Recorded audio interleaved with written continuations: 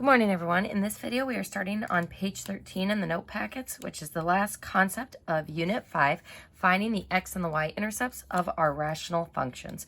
So first, let's go ahead and start with what x and y intercepts look like, coordinate-wise.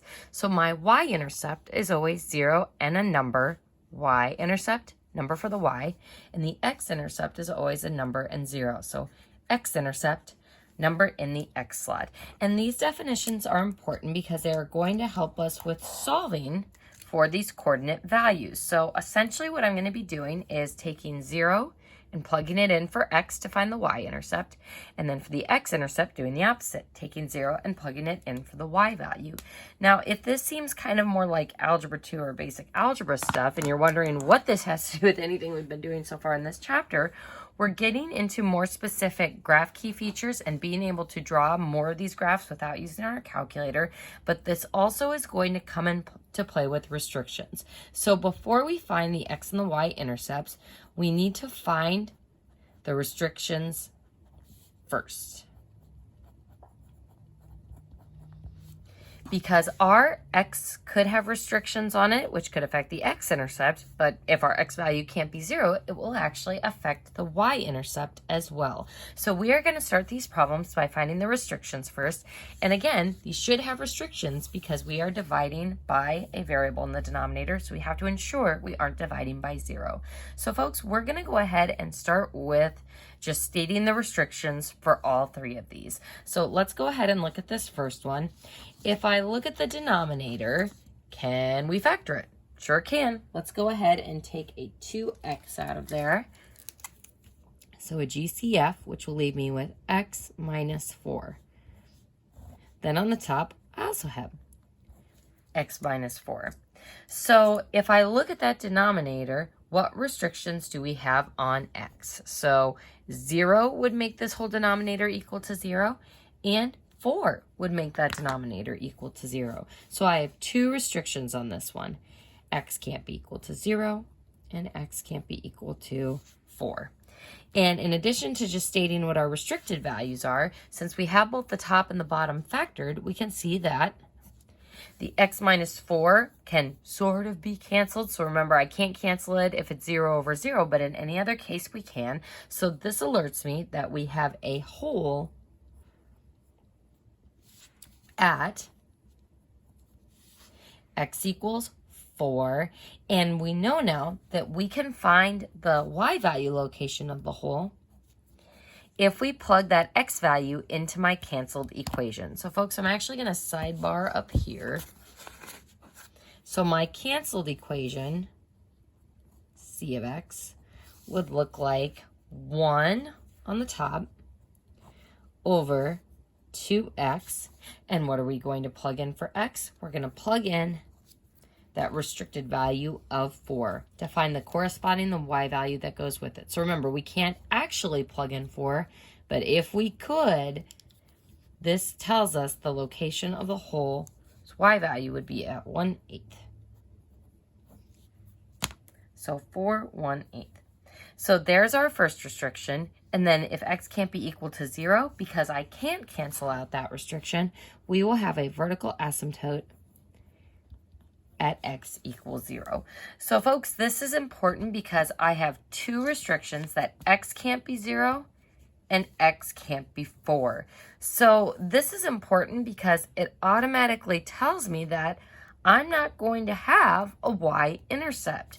Now, x-intercept-wise, we'll see what happens when we go to solve that. So these restrictions are very important to find from the get-go because sometimes they can save you a little bit of solving work.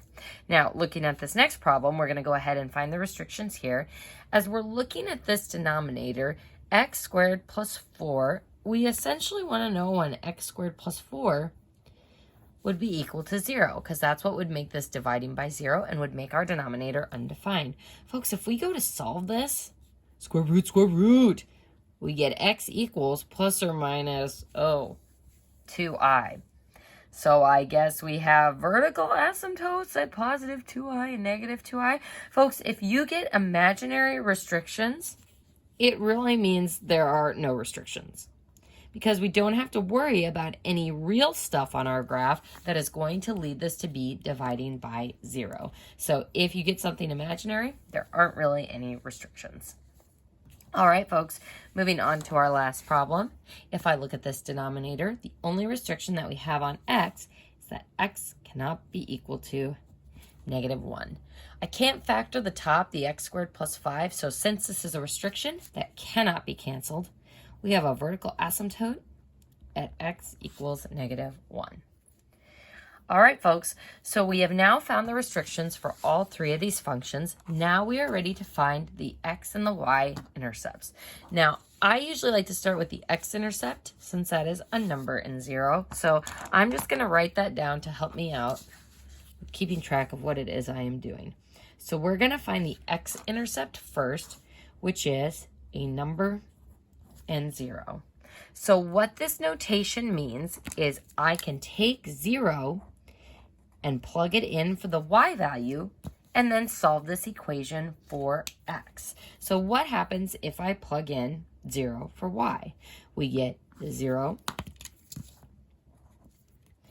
equals x minus 4 over, you can use the factored form or the standard form. It doesn't matter, and you'll see why in just a moment. So 2x, x minus 4.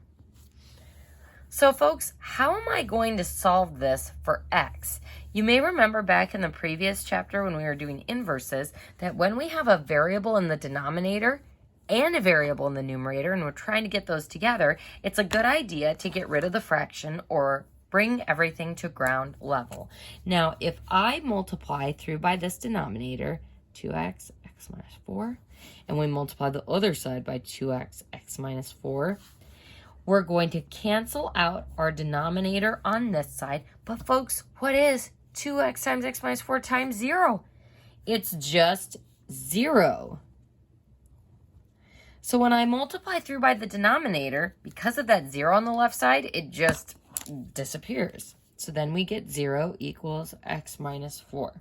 So solving for x, we get x equals positive 4.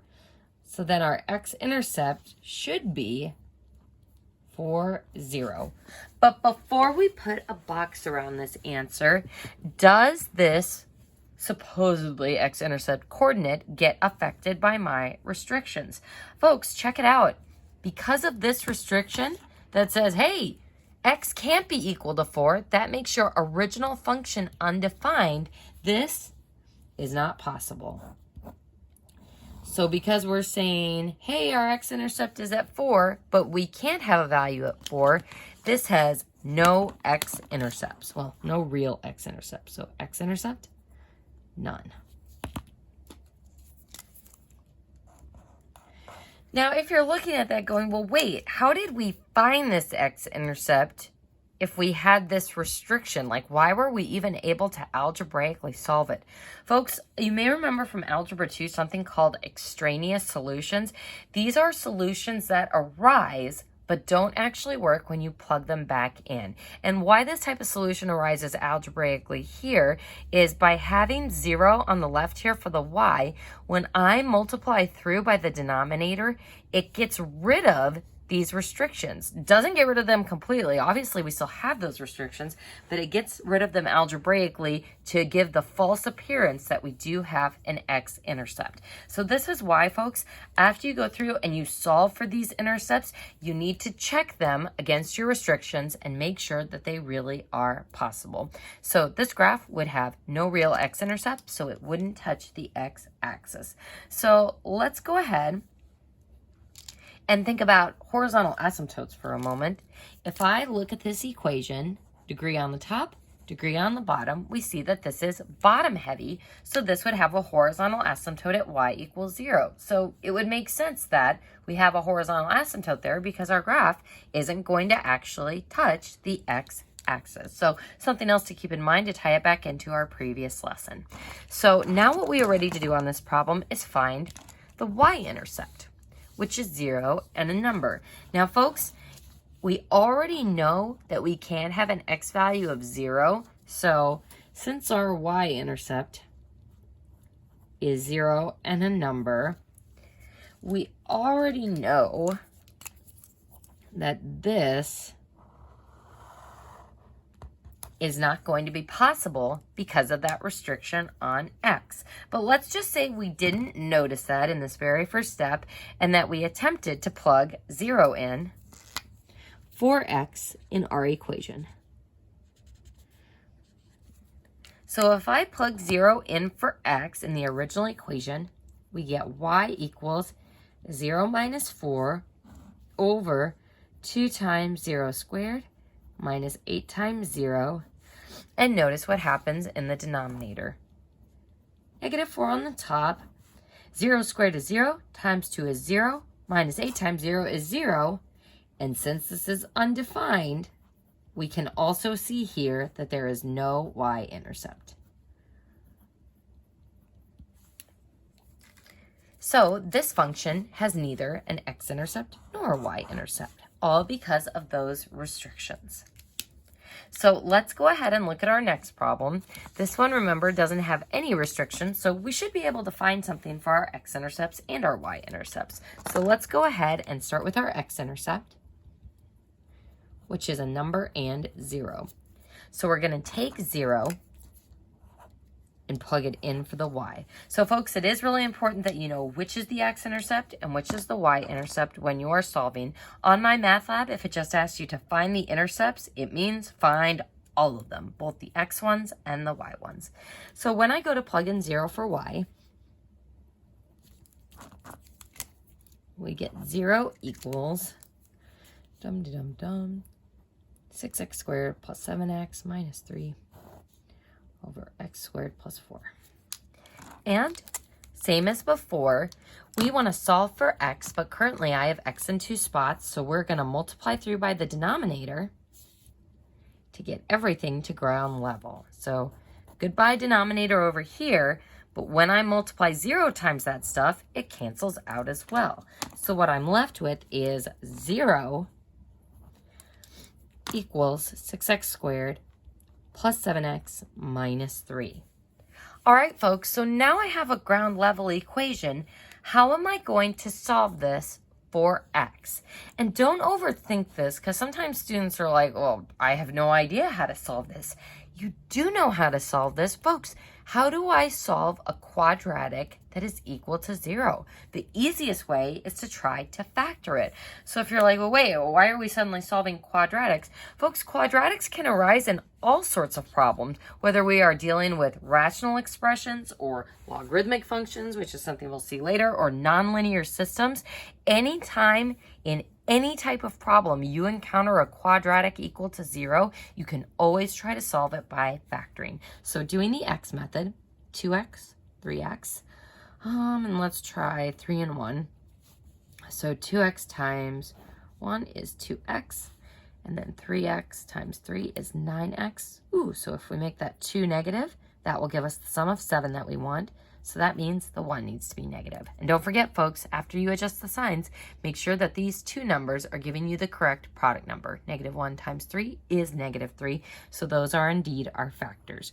So now we have 2x plus 3 and 3x minus 1.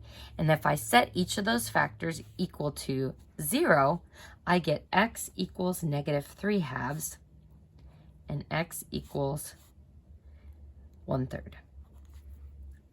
And if you're worried about flipping those fractions or missing the signs, which sometimes does happen, feel free to actually set 2x plus 3 equal to 0, subtract the 3, then divide by 2, and the same thing for the 3x minus 1.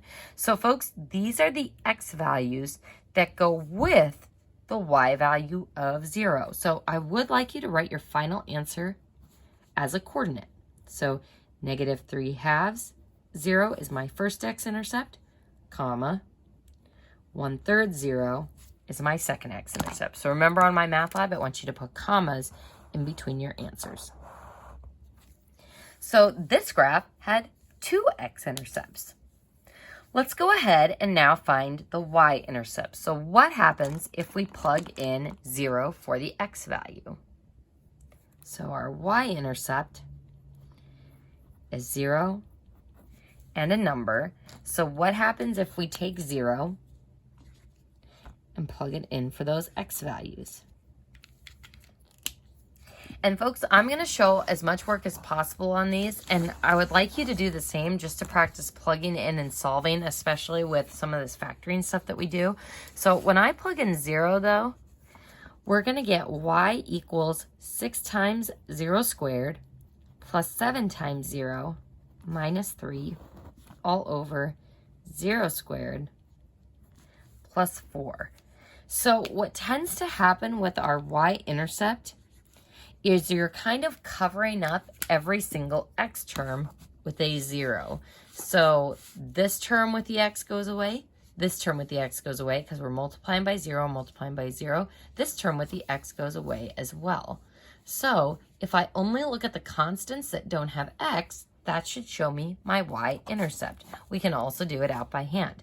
0 squared is 0, times 6 is 0, plus 7 times 0 is 0. And then minus 3 gives me a negative 3 on the top. 0 squared is 0, plus 4 is 4. So my y-intercept is going to be the coordinate 0, negative 3/4.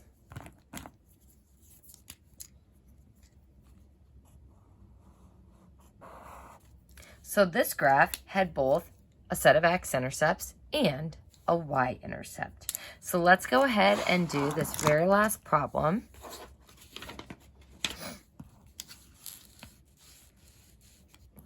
So on this one, let's go ahead and start with our x-intercept. Now remember, this one does have a restriction that says x can't be equal to -1. So a y-intercept should be possible, unlike this one where we couldn't have our x value of 0. But the x-intercept we won't be sure about until we find that value. So let's go ahead and find our x-intercept, which is a number and 0, by plugging in 0 for the y value. So if I plug in 0, 0 equals x squared plus 5 over x plus 1. And hopefully you're starting to see that pattern that when I want to solve a rational expression for 0, we always multiply through by the denominator. So multiply through by x plus 1, goodbye. And when I multiply the other side by x plus 1, it also cancels and gives us 0. So our denominator cancels out, and we are left with x squared plus 5. Now, to solve this for x, isolate the squared term so I don't have to factor here because there's no x with it, just the x squared. So negative 5 equals x squared, square root. And x equals plus or minus, ooh, the square root of negative 5 is I read 5. All right, folks, so these are the x values for my x-intercepts, but what do we know about imaginary stuff? It's not really on the graph. And since it's not asking us to find solutions to this function, it just wants me to find the x-intercepts. These x-intercepts don't really exist on the graph. So x-intercepts, no real ones. No real x-intercepts.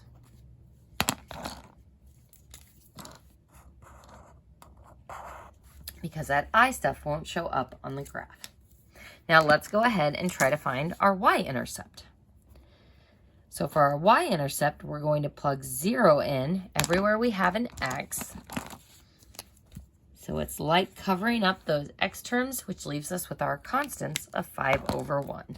So y equals 0 squared plus 5 over 0 plus 1. And that leaves me with 5 over 1, or just 5. So writing my y-intercept as a coordinate, 0 for the x, 5 for the y. And that is our y-intercept for that graph. And notice that neither of these were in contradiction with that restriction that we have. So keep the restrictions in mind, and that's why I would always start with those first. And once you find your answer, make sure that it doesn't lead to anything extraneous. Folks, in the next video, we're going to be looking at some of the problems in the practice set together, kind of tying together what we did in the last video